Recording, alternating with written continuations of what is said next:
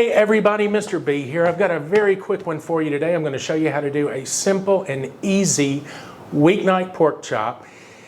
Well, not only is it a weeknight pork chop, I've served this at a dinner party before. Let me show you what I'm talking about.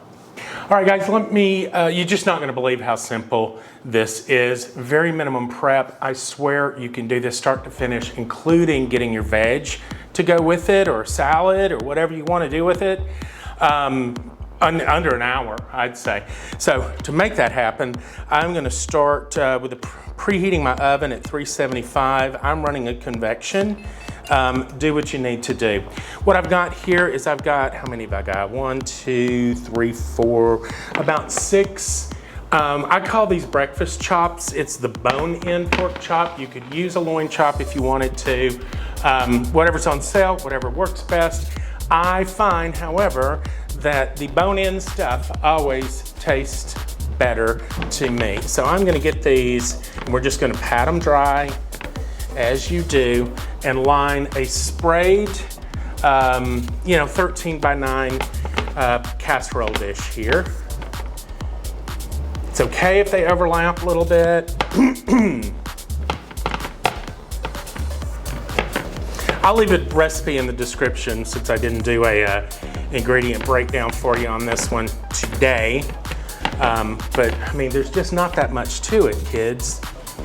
All right, good and dry, good and dry.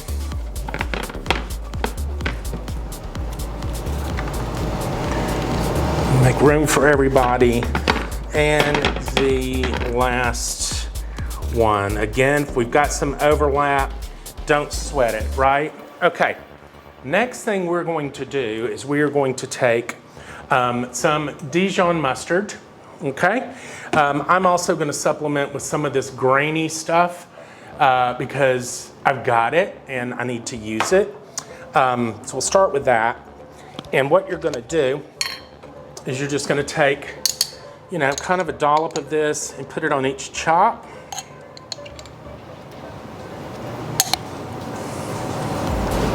Kind of spread that around evenly on each chop.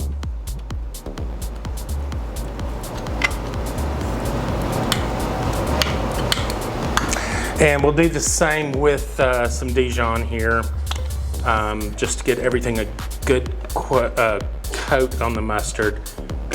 Total, probably about a tablespoon of mustard on each chop. Thank you for your service. And spread that around. Notice that I didn't season these chops. I find that you don't really need it because we're gonna add something to it that in my opinion does contain quite a bit of salt anyway. Plus come on, the mustard has got a certain salt element to it as well. Now, to each chop, you're gonna take a ring of onion and just set it on top.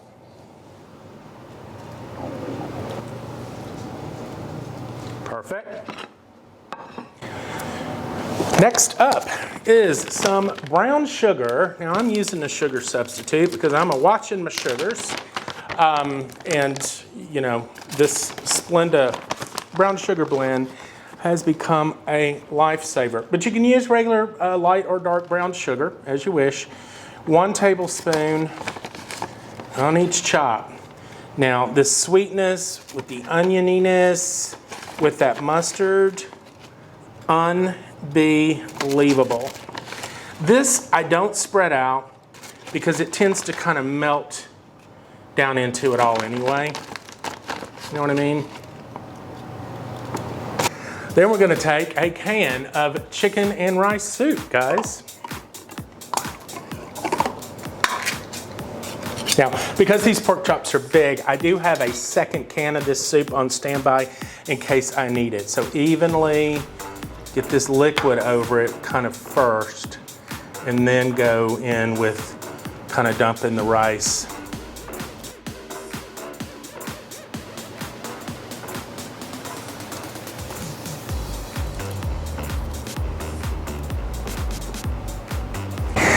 That looks perfect to me. I'm not going to go with a second can.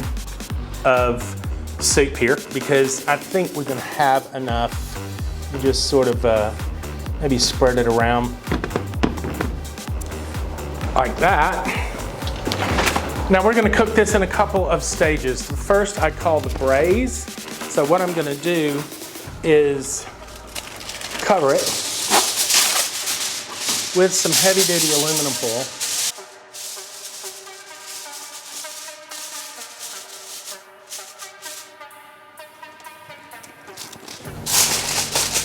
Get it good and tight so that it's gonna steam, right? Because that's exactly what you're wanting to have happen here. You're gonna want these porky porks to steam in those juices. That's gonna help tenderize them, the flavors, and it will kind of develop a sauce. So if you wanted to serve this with some rice, I mean, by all means go for it.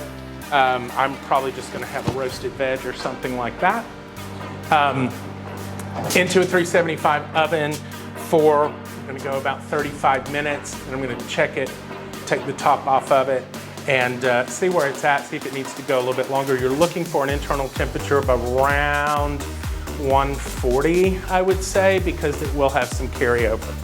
All right, kids, I'm gonna get this in the oven, and we'll see you in about 35 minutes. Okie dokie, we've hit our 30-minute mark. So I'm just gonna pull this out, and let's take a peek and see how we are doing. Shall we? Get my thermometer, I'm gonna do a temp check. And let's see.